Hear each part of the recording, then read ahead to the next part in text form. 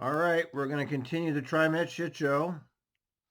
We were only an hour into it, so there's 4 more hours to go. I'm sure there's a break in there. But we're going to continue the Tax Supervising Commission. It's been somewhat interesting. Not as interesting as past meetings, but it's still more interesting than a board meeting. Heard already today about the delivery of new electric buses. Oh, here we go. Yeah, this is climate goals.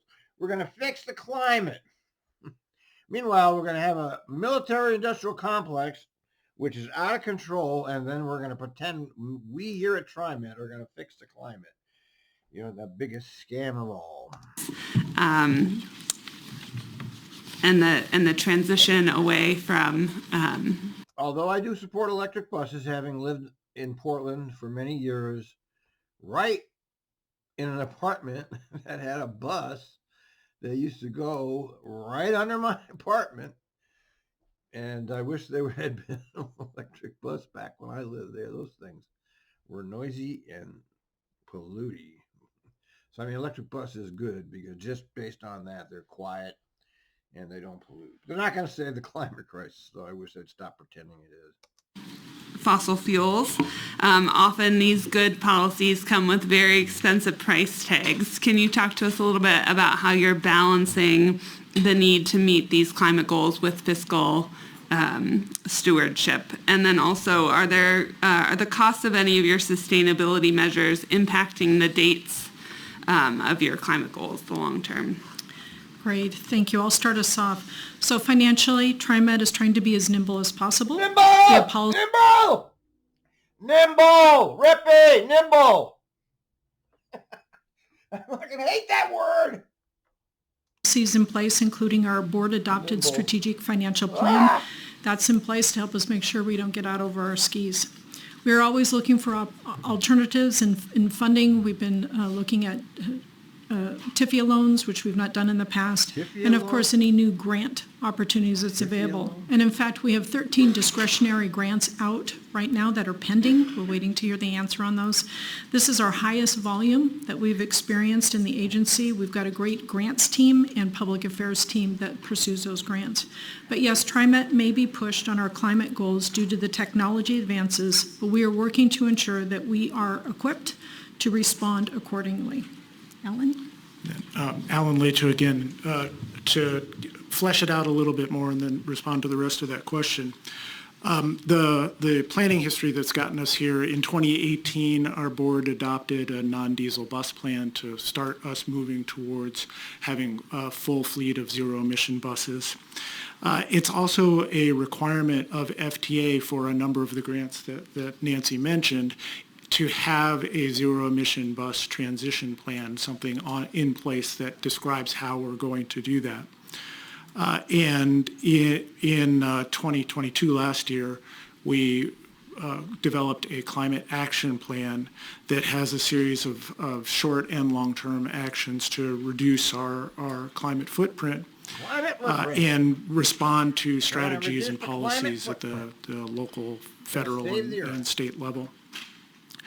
In the short term, at least, we have made a lot of headway just in switching to renewable electricity for our MACs and our facilities, and in switching to renewable diesel for our fixed route buses. And between the two of those, we've reduced our operational greenhouse gas emissions by almost 70%. And the cost for that, while not zero, is relatively small. It's just an increment of our electricity and diesel fuel costs. That's good for the short term. In the long term, we do need to move to different technologies with our buses. So that longer term program is to transition by 2040, if not earlier. Remember when they said 2030? Now it's 2040. I definitely won't be here by then. I better not be here by then.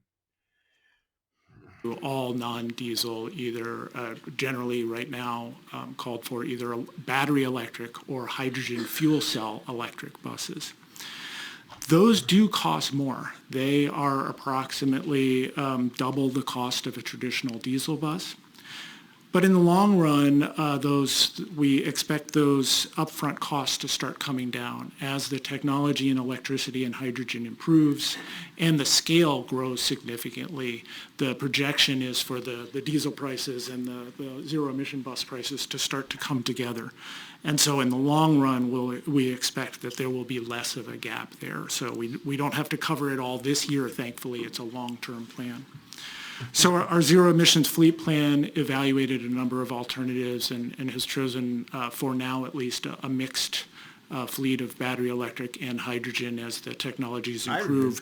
One that is more cost effective than going all entirely with battery. Hydrogen buses over there? Oh, maybe, no, they don't have any hydrogen yet. I guess that's in the future, right? I haven't heard of any hydrogen buses being run over there. Battery electric. Again, going back to the grants that Nancy mentioned, there have been a number of opportunities which we have sought and we're awaiting additional, and we have gotten some help in buying some of the first battery electric buses. So we know that there is a lot of support for us to make this change. The renewable diesel has gotten us one increment, but getting to the next increment of not having any combustion. Yeah, that renewable diesel came from Singapore. If I remember correctly, they have to import it from Singapore. On board will help not only greenhouse gases, but also reduce any other local emissions. At the same time, we're going to be very diligent in tracking what the costs are, what the balance is in those technologies, and the opportunities to seek federal, state, and other support to be able to make that. So we're committed to keep doing that, but doing so in a very eyes open wide and very prudent manner in making that over the next periods of years to get to 2040 and reach our goal. Follow up on that. So I hear you and do understand the wide difference upfront costs between fossil fuel buses and alternative buses. Do you see immediate operating cost differences? I mean, I would assume. I don't know because I'm not sure as far as the maintenance and repair. If working with new technology actually turns out to be more expensive as you have to train people up. But hopefully, the electricity rate that you're getting, is cheaper than what you're getting. And the battery electric buses are charged by gas. And I don't know if it's gas or diesel, whatever, but the thing that charges that is run on fuel, the one that they don't want. Getting on diesel, but I want to just understand, do the operating costs go down? Never mind that the batteries themselves for these vehicles are produced, or the materials for them are found by slaves, literal slave labor for this. On the new alternate fuel buses immediately? So the answer is that's an important thing for us to pay attention to, and there's certainly some promise for the long-term maintenance cost to actually go down. Fewer moving parts, fewer things that need to be swapped out. In the near term, of course, there's a training cost as you mentioned. Their own little personal entertainment center. This little TRIMET soap opera. It doesn't make sense for us to assume that it would be cheaper right off the bat. In the long run, it might very well be, but that is part of what we're looking at in terms of what is the timing, when do we implement each of these, how do we phase things in. Oh, she was wearing her name tag too. Good for her. She's looking a little better today than she usually looks, that financial officer woman. Okay, if there are no other questions from my fellow commissioners, no. We'll go ahead and end that discussion. Thank you, staff, for your thoughtful responses. We appreciate the discussion. Yeah, you're such great people. We love you. Every year. I will now close the hearing and open a regular business meeting of the TSCC. What? Commissioners, do you have any further comments on the TRIMET budget? That's it? No? Okay. Allegra, can you provide the staff recommendations for the certification letter? Yes, of course. First, I would like to say it's been a pleasure working with TRIMET staff. They have the letter already? You mean they already decided how this is going to come out? Whoa, I'm shocked. Jesus, what a joke all this is, all of these people in charge, from all the way up from the very top level all the way down to the bottom level, they're all lying pieces of shit who coordinate their activities so it always pretends to look good for everybody, even though when we know the truth of it is the actual opposite of what they're trying to tell you. I mean, I'm so tired of all of these elites just lying endlessly to us about everything. It's just so tiring. As always, not only were they prompt and thorough in responses to questions through the certification process, they proactively reached out throughout the year with questions on budget law to make sure that everything was in compliance, and we really appreciate that. So for the fiscal year 23-24 approved budget, TSCC staff found the budget estimates to be reasonable for the purposes stated and the budget to be in substantial compliance with. So they already had it. What was the point of the hearing then? Why don't you just issue the letter? I mean, what was the point of the hearing? If you've already written your letter saying it's good, why did you bother? What, theater? Yeah, I guess. Budget law. TSCC staff have no recommendations or objections to the budget. Not even one.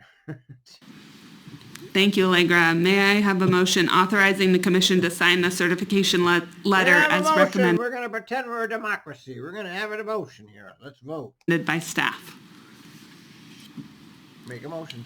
I move. I'll second this, James. Thank you. All in favor of signing the certification letter as recommended, please say aye. Aye. Aye. So voted. Allegra has the certification letter ready for you. Thank you again to the certification letter. We have it all ready for you. Everyone for your participation today. We always look forward to starting our It's one of the most boring meetings I've seen, actually, from them. Budget season off with TRIMET. And with that, close the hearing. That's goodbye. See you. Wait, she's ready. We got no insight at all from that hearing. None. That was disappointing. Well, we're not going to continue. We're going to end it right now. Let's see, but we can go for. Oh no! Oh, no sound. Is that? Look. Okay, here's the board meeting, I guess, right? The regular board. No sound. Fucking leader in technology. And the last thing people need is an ink. All right. Well, we'll get down on this later, and your comments be limited to. We'll get to experience all these people begging their masters, please don't raise our fares. Please don't do it, oh masters. Please, please. And then the masters will raise your fares. But it should be fun watching them. I heard there was a lot of people, so this could be a good public comments section. But they've already announced this is a done deal. You know that. They've said we're doing this, and we don't care what the public thinks. And they never have cared what the public thinks. They never will care what the public thinks, because the public isn't going to do anything about it. Just like, let me play a little bit of this video I just watched.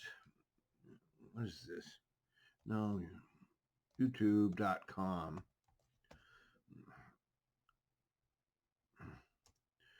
I want to show you a little bit of this.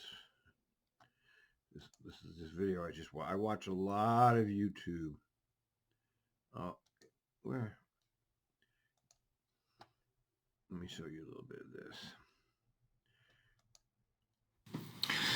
I think a big step towards understanding how the world works today comes with realising the goodies and baddies just ain't what they used to be. From the Godfather movie and Michael Corleone, we learned that the pursuit of power is not personal, that it's strictly business. And from another movie, The Usual Suspects, we learned that to seize power, you just need the will to do what the other guy wouldn't. So stress-tested and time-hardened are these truths, us little people are invited to hear them declared on the screen. The truth is so embedded in our everyday reality, courtesy of Hollywood and the rest of the media, they don't care whether we know it or not. After all, what are we going to do about it? All the time I hear people starting sentences with the words, they can't or they won't. In that context, they means the people with power, those manoeuvring to increase and consolidate that power. I always reply, they can, and because they can, sooner or later they will. I mentioned The Godfather, the epic about organised crime. It's my belief that sometime in the last century, government and business got into bed with organised crime, which is to say with those with the will to do what the other guy wouldn't. I think that alliance has made all the difference. It's why I don't believe the running of the world is any longer about the same old goodies and baddies. For those with power, it's strictly business. For those who want to hold on to that power, by now it's also about self-preservation. Last week the news was dominated by civil war in Sudan. I'd been waiting for... Anyway, yes. They don't care what we think. They never have cared what we think. They know that they can get away with everything they're doing. And TRIMET is no different. They don't care what you think. They never cared when I was working there. They didn't care what I thought. It didn't matter. It was one of the reasons I started my blog. When I was having problems there, I went to complain to the company, and the company would tell me, go to the union. And the union said, well, I'm sorry, but we can't help you with this. It's like, oh. So I have no voice unless one of these institutions is willing to listen to me. And they're not. And so that's the problem, is that we, the little people, are no longer considered. Look at that expression. I'm going to take a screenshot of that. We, the little people, are no longer part of their concern. I'm going to put that on the video.